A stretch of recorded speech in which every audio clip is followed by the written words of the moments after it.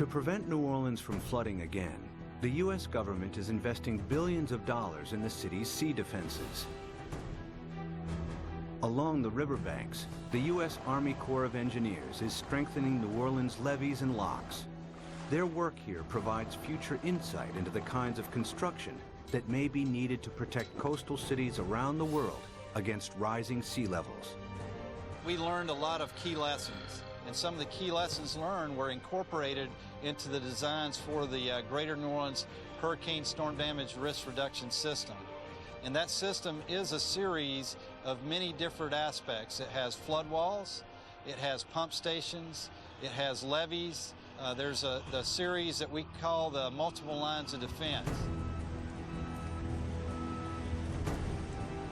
New Orleans defense takes a unique approach against the rising water by confronting the enemy itself. The flood surge that broke its sea defenses approached the city from Lake Borgne, a lagoon east of New Orleans.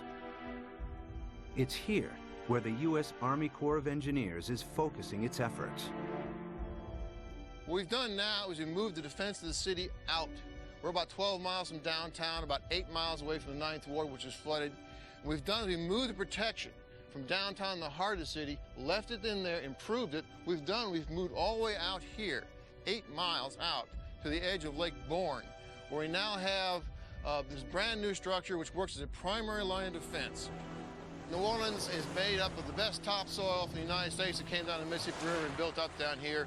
However, back in graduate school, the whole idea was that the better it is to grow something on, the worse it is to build on. Well, this is the topsoil of the nation down here, so it's the worst possible stuff to build in. What you see behind me is the Hawken. It is a pile-driving crane brought in from Seattle, Washington, across the Pacific Ocean, down to the Panama Canal to New Orleans to build this particular gate and the barge gate.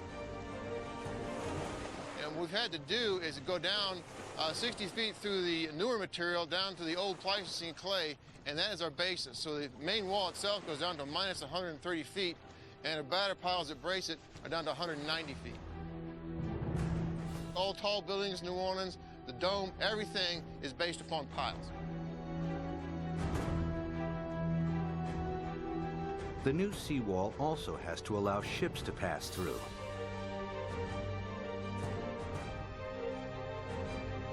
Dry cofferdams are put in place to construct barge and sector gates. The concrete is poured, the dams are flooded, and the gates can be completed.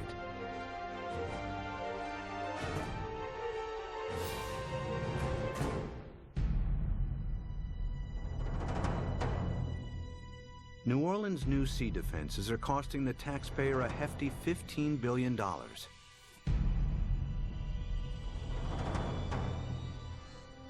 But their design only accounts for storm surges that build from sea levels today.